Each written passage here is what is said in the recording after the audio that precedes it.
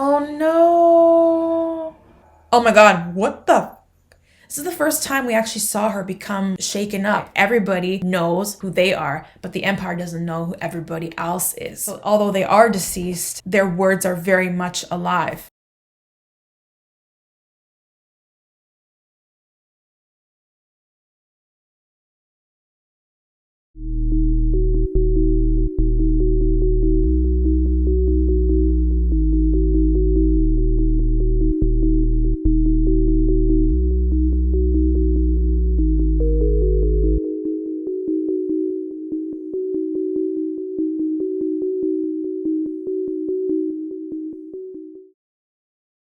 Hey fellow Force users, what is up? It's Jasmine, the AhsokaTanoFan.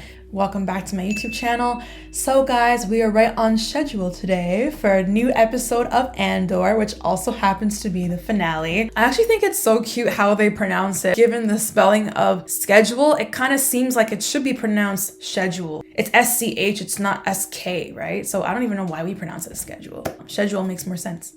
But anyways, if you couldn't guess, the look I was going for today was that of Mon Mothma. I'll insert a picture so you can see the exact look I was going for. It's not super exact, but I always loved the clothes that she wore. I mean, not only is she super badass in helping kickstart the rebellion and having a big role to play in it, but yeah, she just always wears the nicest outfits. And so this was one of the outfits she wore that I liked. So I figured, why not wear it for today's video, guys? We got to see what Mon Mothma does with her whole money situation. It seems as though she's considering Davos' offer, which is to introduce his son to her daughter. It has been quite the season. If you think about where it started off, Cassian on Ferrix, striking deals with people, but you saw those deals didn't always go well and he owed a lot of people money. We're introduced to Bix and her boyfriend ended up ratting on Cassian and then he had to flee. From there, we transitioned into the heist story. We were introduced to a group of new characters, including Vel and Cinta. The heist went down, and from there we went into the prison story where Cassian yet again met new people. They escaped together. Now, from the last episode, lots went down. It looks as though Maarva passed away, or at least that's what they said.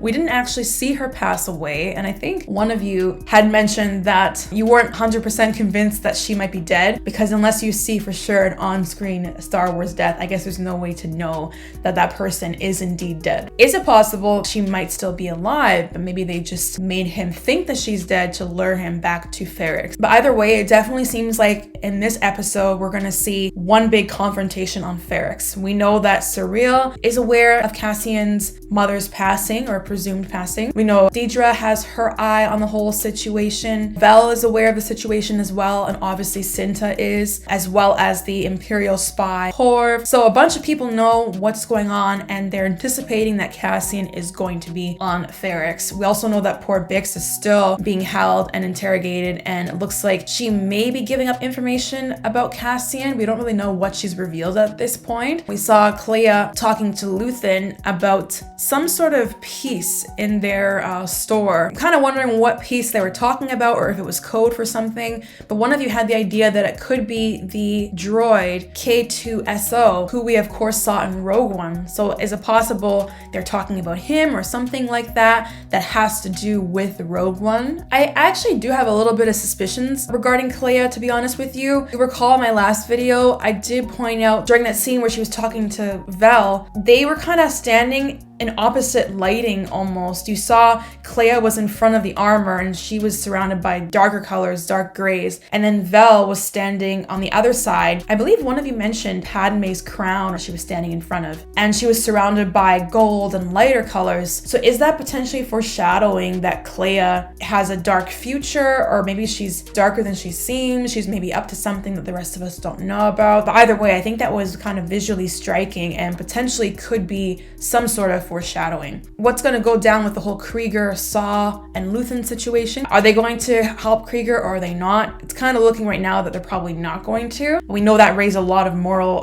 questions, you know, the idea of sacrificing a few for the many. Definitely a complicated time, and it does play into what Luthen said a couple episodes back, which was that he's doomed to use the tools of his enemy in order to defeat them. And Ahsoka also said something similar actually in Rebels. She said in order to defeat your enemy, you have to understand them. And so I guess this is just taking that to the next level. And last but not least, are we going to find out anything about Cassian's sister? Because at the beginning of the series, that was kind of the main focus. We saw him going to that brothel, I believe it was, in search for his sister. And we saw her in flashbacks, and then we kind of just haven't heard anything of her since then. I think it's gonna be a pretty intense episode. I don't really have too good a feeling. I don't know. We might see some death this episode, potentially. I think a lot is going to go down on Ferrix. So without further ado, guys, let's negotiate our way into the episode and check out what's in store for us.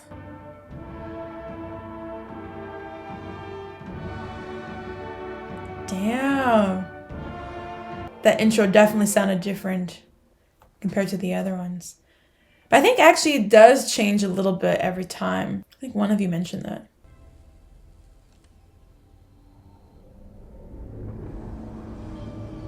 So where are we here? Is Dedra? It is. What a bitch, man, but I love her. Ah, poor Bix. Will she ever get out? I want to get changed, take a walk around the town. I'll pull an escort. Corv will take me. Keep it small. Wonder why she doesn't want an escort. I guess doesn't want to draw attention, or... Well, one thing I'm wondering too is, are we gonna see any cameos this episode? Like Palpatine or any Rebels characters? I spoke to Cassian. What? We called the shop. Where is he? He wouldn't say. Does he know about Maarva? Yeah, he does now. Let's walk. Oh, this guy. This is one of the guys that Cassian owed, right?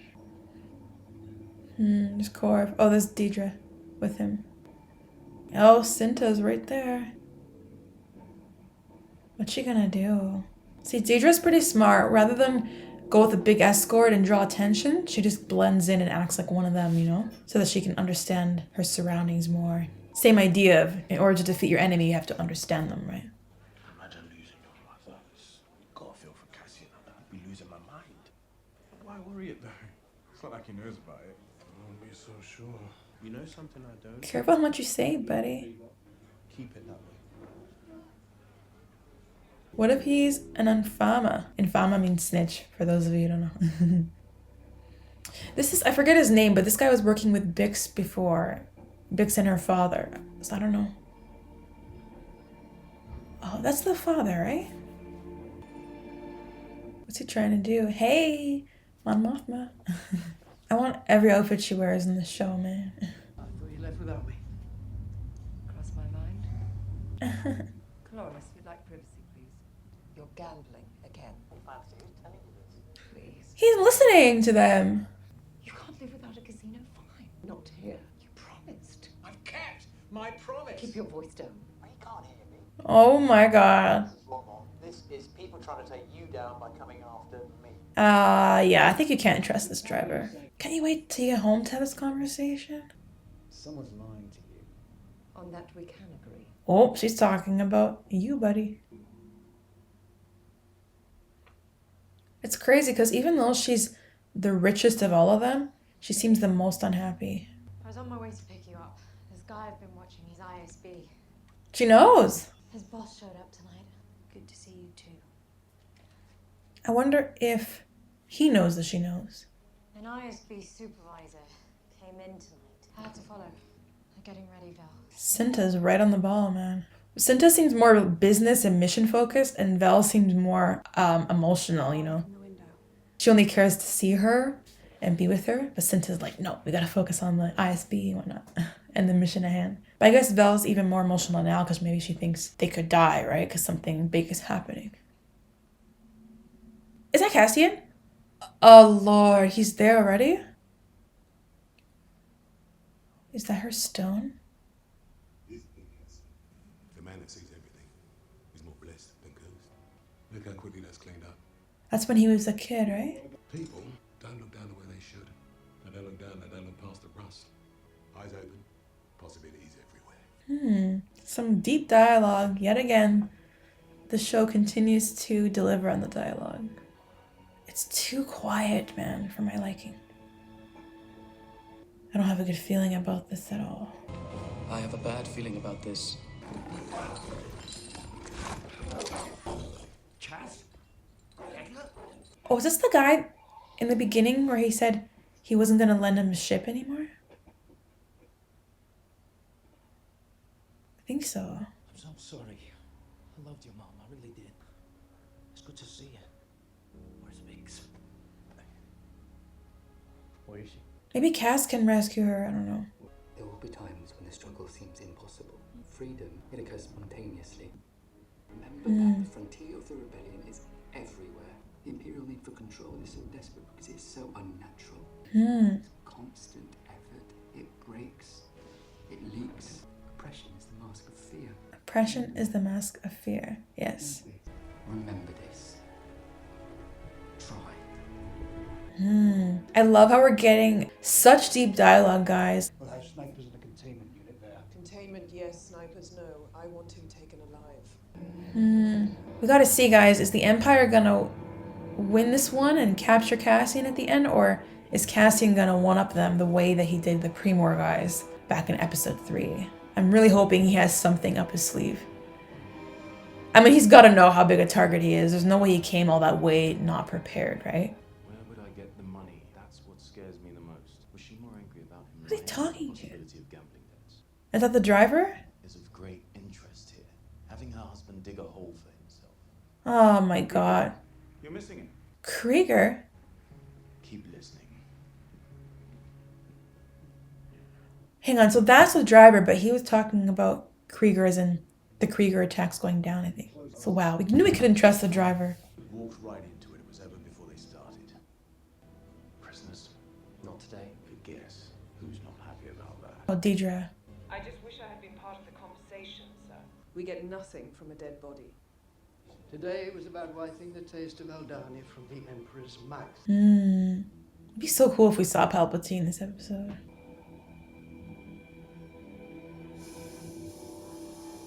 That was a cool scene transition. Saw the profile of both of their faces.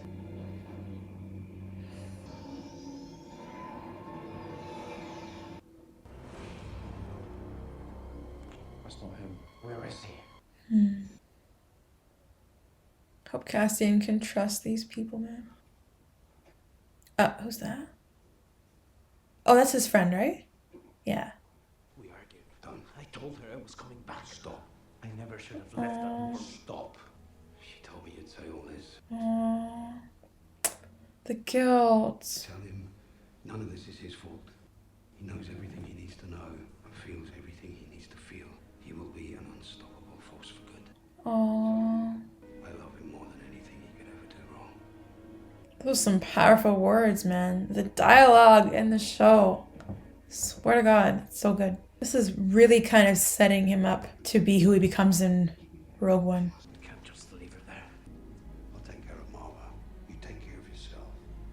It's too late for that.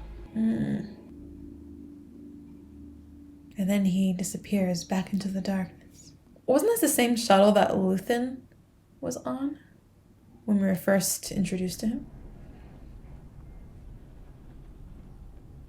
What was the point of that? Man, everybody and their mama's coming to Ferrix, man. Cassian has to watch his back. What's this guy's deal? Is he trying to get his money from Cass still? Oh, he's right there, Luthen. Any luck? There's an ISB supervisor in town. We know her. Don't want him alive? Don't find him, we'll kill him. Just like that, so he wants to kill Cassian, eh? You just need him dead before they start asking questions. Cold as hell, man. You recruit him for a mission and then now you want him dead.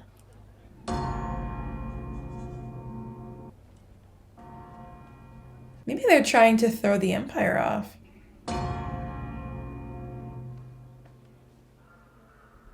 I'm just realizing how wanted Cassian actually is. To have this much Imperial presence for one person is crazy. Especially when that person's not a Jedi. The flute! I used to play that, guys. Okay, so those are the daughters, right? Of Ferrix? It's actually so insane that he's there right now.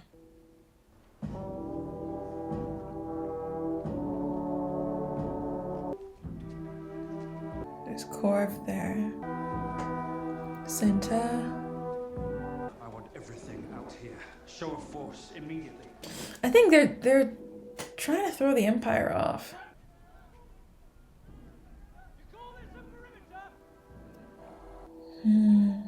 That's interesting how they showed Bix and Cassian side by side there, both in like dark places with a little bit of light.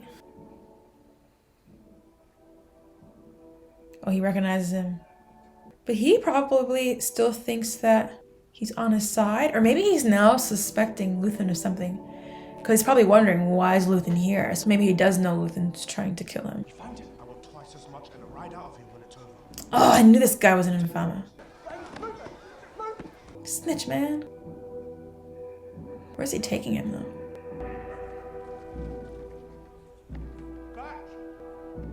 He wants to be one of those guys in uniform so bad. Across the street. I need 2 men. He's seen him. No, but he's sure he's there. We're wasting I've got a time. ring. I need him alive. Don't make me say it again. Traitor, man. Oh, that's her stone there. Oh, B2. Okay, I'm pretty sure she really is dead. Poor Bix, man. Cassian knows something's up. That's his crush, man. He's kind of creepy.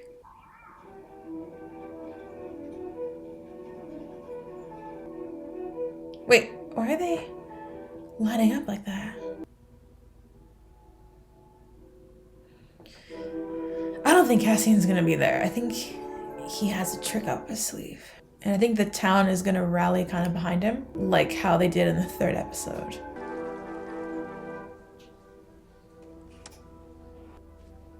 I wonder if they're helping him somehow, like by having him follow the music or something to know like where he can and can't go to outrun the Empire. Or something like that. I don't know. Because I assume the Empire is gonna stay close to where the music is. So ideally, wherever he hears the music, he should not go there. Damn. Cassian. Where's Bix? Yo, he might just rat on you, man. Are we gonna see a hologram of Maarva? Yeah. Almost reminds me when Stila did this. She had a big hologram of herself on Onderon. I'm honored to stand before you. That's crazy. Feel as if I can see you. Cassian's gonna lose his shit when he hears her voice. Where you stand now, I've been more times than I can remember. This guy's got problems, man. Syril. He's about to cry, man. Like he wants Cassian so badly. Dead lifted me with their truth, and now I'm dead, and I yearn to lift you. Wow, powerful words. We kept the trade lanes open, and they left us alone. We forgot them. We had ferries, but we were sleeping. There is a darkness reaching like rust into everything around us. Deep words, man. Shit. It's not visiting anymore. It wants to stay. The Empire is a disease. Oh, damn, and the Empire is right there. More alive than when we sleep. Are they gonna start fighting right now? This feels like it, man. If I could do it again, I'd wake up early fighting these bastards Oh, they're gonna want to cut off the hologram. from the start. Fight the Empire. Oh, how dare you! Oh, I knew it. All fight's gonna break out. Some powerful words, man. Wait, guard her stone though. Damn, those were some shots fired to say the least. Man, some seriously powerful dialogue. Ooh, we just killed that guy. Shit. Nuts. They're panicking. Is he there? Oh no. They kind of made it look like he was there though. I dreamt you came back. Wait, is he there? Bix. Oh my god, he found her. Isn't he seriously putting himself in danger though? Oh, I have a really bad feeling about him being there. I have a bad feeling about this. Don't get angry. Oh shit. They've mentally got her, man. Reminds me, well, Game of Thrones, spoiler, but of when Theon Greyjoy's sister tried to rescue him for the first time from Ramsay, and he literally did not want to leave. What device is that? Oh my god, what the? Is Syril gonna die? He kind of looked like he was gonna sacrifice himself to save that guy. Oh! Oh!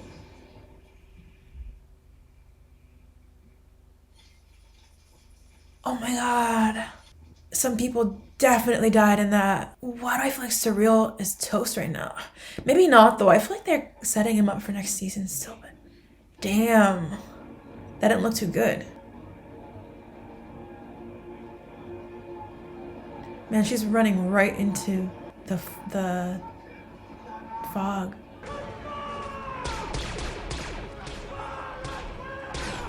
That's what they do when they freak out.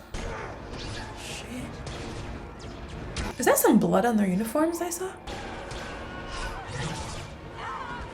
Oh my god. They're really fighting back. Oh, this guy. Oh no. Damn. Oh.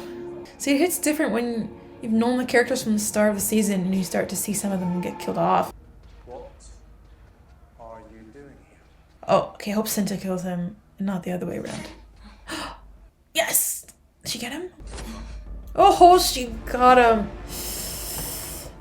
Oh, I shouldn't really be cheering because it's, you know, people getting killed, but whew, I'm just glad Cinta's okay. Dedra's gonna lose her shit. Oh, he got her. Okay, good. Who's on the ground there? Oh, that guy. See, when you give up intel to the Empire, you only end up getting killed, man. Either they kill you or you get killed like this. Oh, shit. Dedra got her hat shot off. I think this is more than she bargained for. Damn. Ironically, now because it's so chaotic, it's easy for Cassian to escape, you know? Because now the Empire is occupied trying to... Oh, damn! Control the chaos, they're gonna lose sight of him. Damn. Oh, shit. Are they gonna kill her? Or Syril? Is that Syril?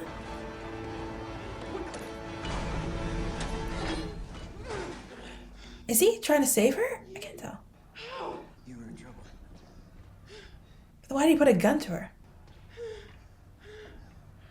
Oh, fuck. Why do I feel sorry for Dedra right now? I feel kind of sorry for her. She's so shaken. Holy. I should say thank you. You don't have to. She's shaken, man. He kind of did save her, though. But why did he... Who puts a gun to someone that they're trying to save? That part doesn't make sense to me. We're bleeding. It's fine. That's blood. Damn. Oh. That's why she's not phased. Vel really cares for her, though. No. You go now or I'll forget it. Why do I feel like that guy's gonna die? Cassian. Where are you going? Sir. Oh my god. The fact that they're almost there is what's making me nervous. Like, just get on the ship already. It's coming on. Come on. Or is he gonna stay behind? Moving. You're not coming? Stay low all the way to far side. That would be a no. You're not coming. Not today. Oh my. Never got to see you. Way to just break my heart again. Because now this is obviously going to be the last time he sees them.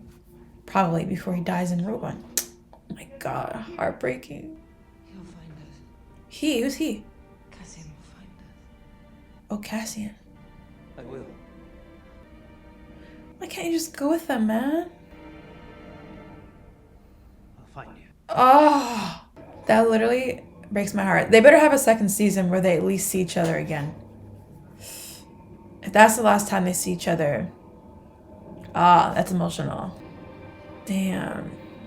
Not me getting a little emotional now. I'm just trying to imagine that that's the last time he sees her and then he dies. That's gut-wrenching. Is she introducing her daughter to the guy's son? Oh my gosh. She looks miserable, Mon Mothma. Oh my gosh. But the daughter looks like she's okay. Damn. So that's Cassian there, I'm assuming? Or is that Luthen? Oh, it's Luthen, okay. Huh, so he's taking the same exit he and Cassian took in episode 3. But alone this time.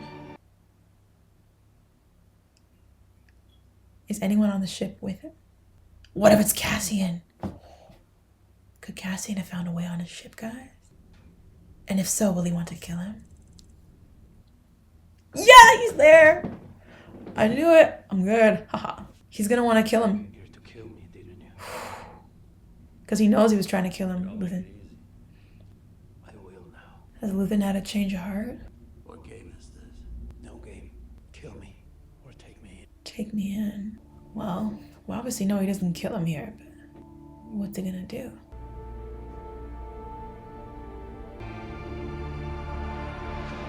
Is that the end? Don't tell me that's the end. Ah! Fuck. Now we gotta wait till season 2. I hope this is season 2. I think I heard there is gonna be one.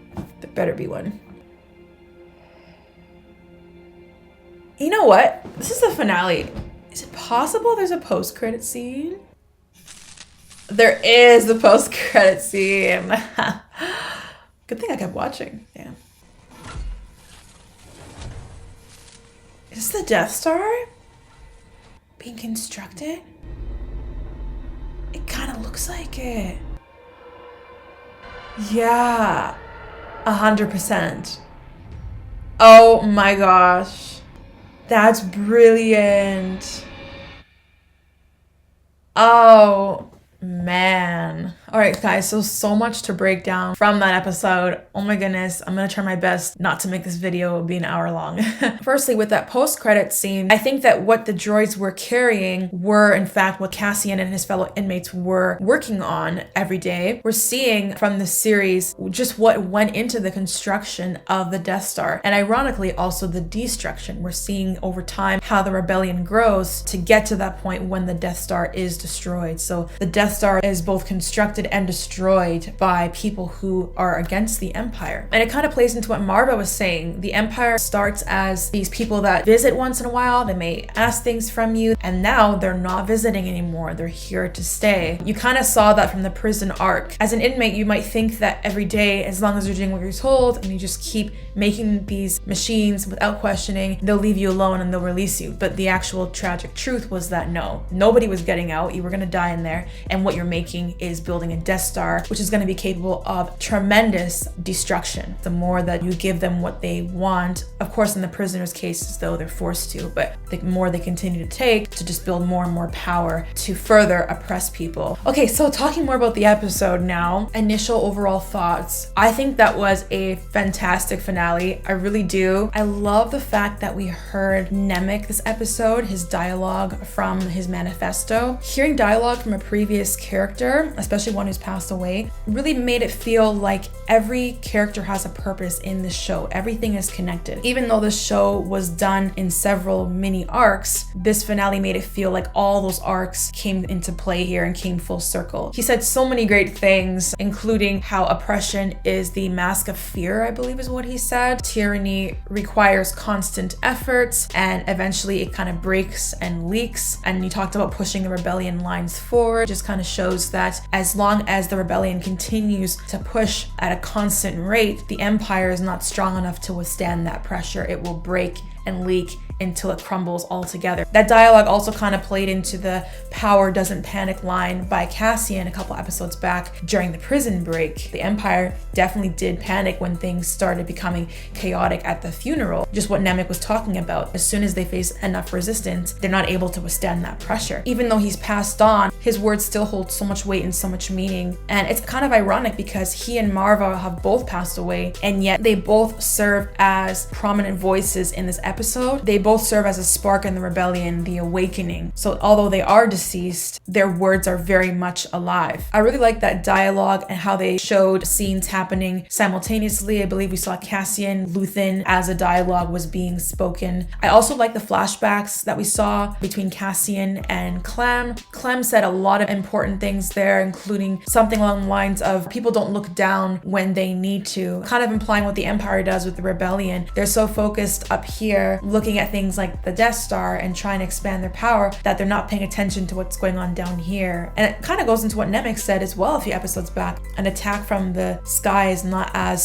startling as attack from below, or something like that, he said. There's definitely a constant theme of paying attention to what's happening below, underneath you in the underground, because that can often be what catches you off guard and what becomes your undoing. And that's ultimately what happens with the Empire. The rebellion just kind of grows underneath them until they can't withstand the pressure anymore, or until there's no ground beneath their feet, you could say, like what Luthen said a couple episodes back. I do feel that Clem and Maarva taught Cassian a lot of valuable lessons. You could argue that Cassian's skills in terms of being able to slip behind enemy lines and go unnoticed, which he talked about early on in the series, he got from Clem. You saw that in the flashback when he was teaching him how to look down, so to speak, which is what a lot of people don't do. And then from Maarva, he learned kindness and a willingness to help others, which we saw him do this episode as well by the end. You really just saw Cassian's relationships with people come full circle this episode. In the beginning of the series, he kind of started off a little shaky. He owed some people money. Some people didn't really trust him. The ship guy, I can't remember his name, but the guy who let him borrow his ship early on in the season basically told Cassian, that's it, I'm not lending you my ship anymore. And now we see him help Cassian and lets him borrow his ship, but not even for himself, but to help other people like Bix and Brasso. You saw Brasso help Cassian as well. The man that told Cassian his mother died in the first place, we also saw him before early on in the series. He came through for Cass and Maarva and even took a stand against the Empire at the end there, which ultimately unfortunately cost him his life. You saw the man that Cassian owed money to. He ended up informing the Empire about where Cassian was, so unfortunately that relationship started sour and stayed sour to the end there. And of course we saw Cassian and Bix meet up again. Cassian rescued Bix, and Bix, didn't even want to be rescued, it looked like at the beginning. She had gone through so much psychological torment that she was afraid to leave the Empire. She didn't want to upset them. She did end up escaping with him, thankfully. And Cassian did the selfless thing, made sure he got her to safety, and Brasso, and took care of them before even taking care of himself. I think Brasso said earlier in the episode, take care of yourself, and Cassian said it's too late for that. So he kind of was acting pretty selfless this episode, opposite compared to how we saw him in the beginning of the season. I do wonder though if that's the last time he and Bix are going to see each other. I do believe this is coming back for another season, so I'm hoping that they get to see each other again, because if not, that's quite the heartbreaking goodbye. The idea that she's going to hold out hope Cassian is going to find her and see her again, if that's the last time she sees him and the next thing she hears is he died in Rogue One. One thing I wanted to add about Bix as well before we talk about the rest of the episode, I found it so moving when she was listening to Maarva's speech. You could see she was getting emotional, and on one hand you think, well, she's really moved by Maarva's words, but on the other hand you think it's probably just the nicest thing she's heard and who knows how long, because we know that she was subjected to that psychological torture by the doctor where she was forced to listen to the sounds of those children screaming. We got to talk about Maarva's speech there. That hologram scene was so powerful, and it kind of reminded me of something from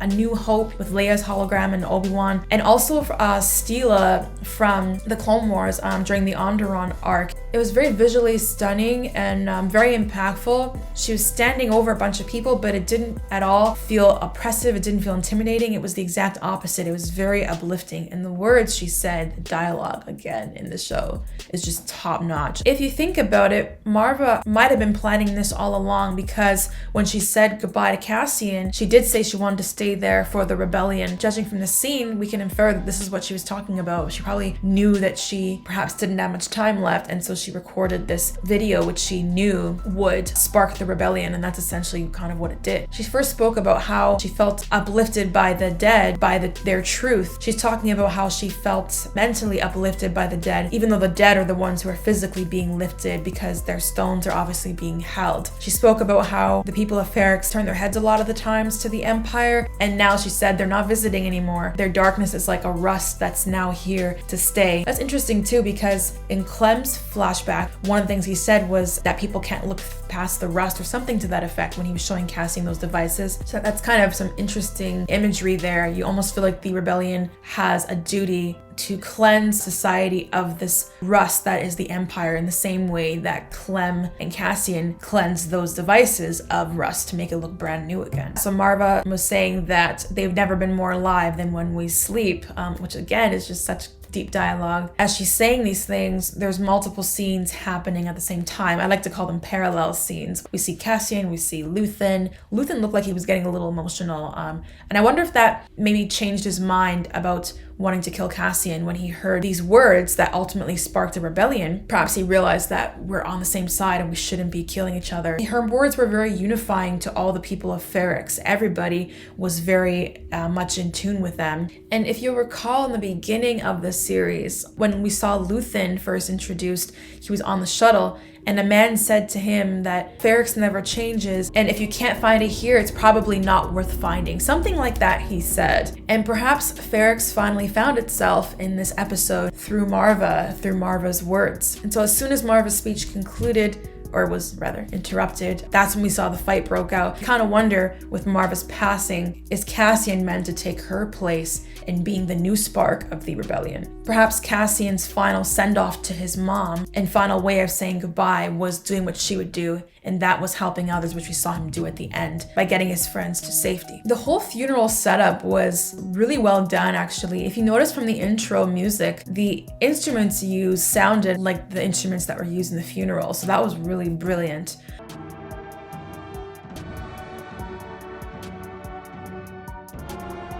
Music played throughout this episode. It was kind of intermittent, you know, on and off. It definitely was playing, almost serving as a distraction in a similar way to the light event in the heist episode. While that was going down, the heist was also going down. And if you think of Maarva's words a little while back in the series, I think it was in episode 3 actually, she was talking about the drumming, the clanging sound that was occurring. She said something about, this is what a reckoning sounds like. It's when the music stops that you really have to be afraid. And you really saw that reflected in this episode. The whole time the music's playing, the Empire is trying to search for Cassian. As soon as everything stops, that's when Maarva's speech happens. And then as soon as the speech stops, then the fight breaks out. And what's so crazy about the fight is that they were able to overwhelm the Empire so much without weapons. You have the Empire's fully armed and they still got overwhelmed in the way that they did. So just imagine the power that rebels could have if they were armed. It just goes back to the idea again of power being an illusion, and the Empire knows that, and that's why they panic so much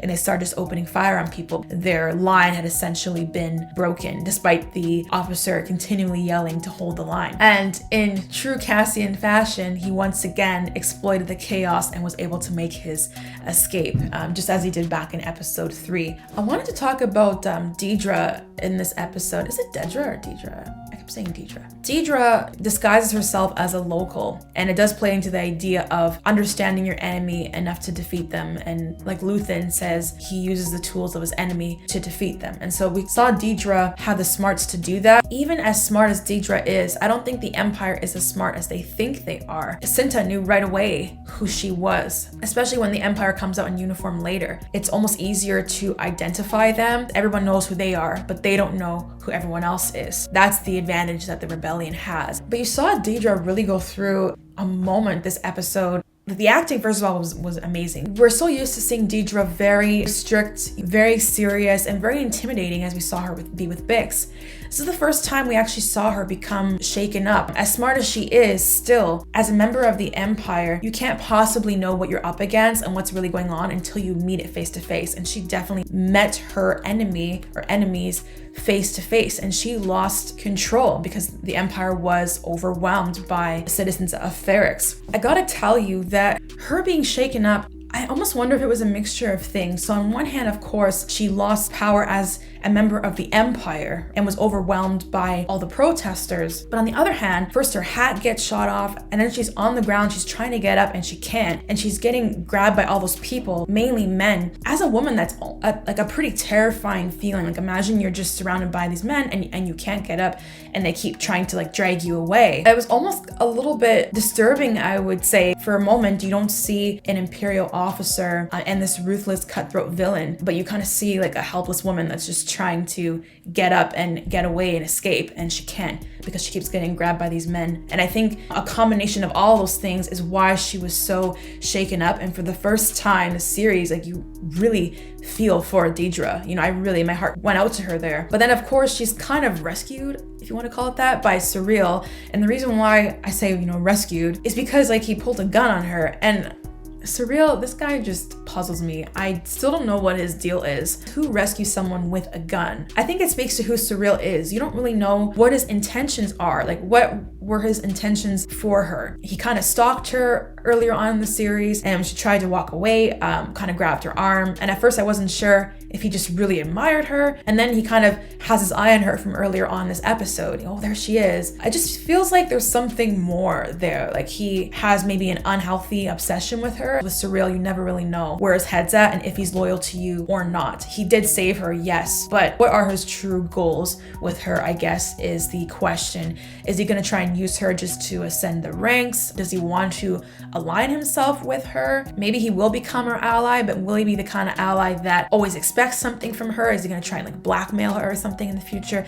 Like, I'll do this for you, or since I saved you, then therefore you owe me this. I'm curious to see where his character is gonna go. I wanted to talk about the visuals in this episode. There's so much of them, honestly. I could talk about this forever. We already talked about how music played a big role. It played the role of a distraction, which I think helped to build up the tension in the episode. Because when you have calm music playing, but you know something serious is gonna happen, it kind of makes you a little bit on edge, right? There's a scene where Andor and his friend Brasso, Cassian's in hiding and they're underground, and you see Brasso appear to him from the darkness, and then at the end of their conversation, he disappears into the darkness. That's exactly how the rebellion operates as well. In the shadows, in the darkness, underground, somewhere where the Empire can't see. Vel and Cinta, when they were in the room together, they were kind of standing on opposite ends, which I think is meant to reflect how the two are kind of opposites. Vel seems to be more of the emotional one, not in a bad way, but she seems very caring, very attentive to Cinta, and is really happy to see her and cares for her, wants to make sure she's okay. Cinta, on the other hand, is straight business. This guy's an ISB spy.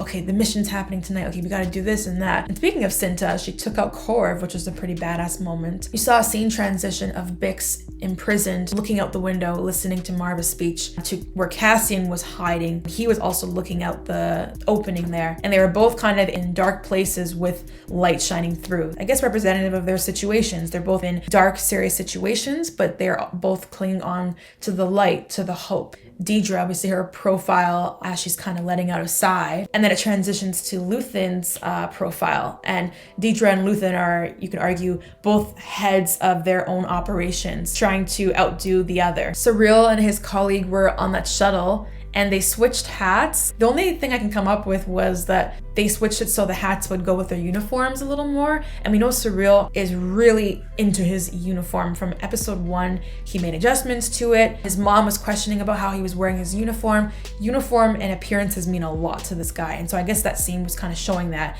But they also kind of shrug in unison too.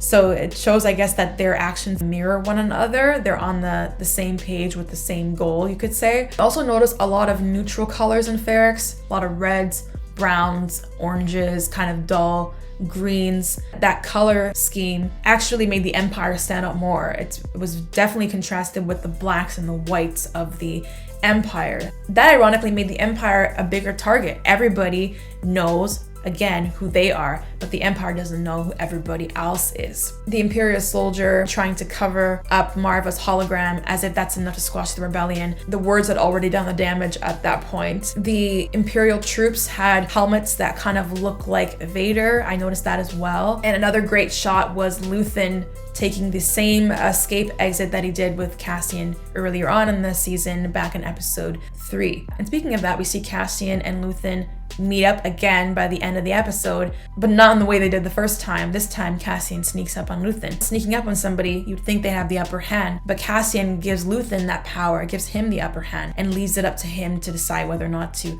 kill him. As much as Cassian said there is no game, was there still a game? Was that his way of using reverse psychology? Maybe they're gonna actually end up working together again? Or was Cassian at the point where he was just ready to lose it all and sacrifice himself, I guess, for the greater good? Maybe he felt that after losing Maarva and how everything went down, and knowing that his friends were already safely off the planet, maybe he felt that he was okay dying. We did see Mon Mothma, albeit not as much as in previous episodes. We saw two things with her. One, it looks like she is taking Davos up on his offer and made the introduction between her daughter and his son. What is Davos going to be expecting down the line? Because a rich man that says he doesn't need money but is offering to help you out in exchange for other favors, I feel like it's a recipe for disaster. I could definitely see him maybe threatening to blackmail her in the future, or just wanting more and more favors from her that don't have to do with money. Curious to see where that storyline goes. Her driver, we now know, is reporting to the Empire. We kind of suspected because she's always talked about being watched and having to be careful. She thought she had privacy in the car or the shuttle, but it turns out that she in fact does not.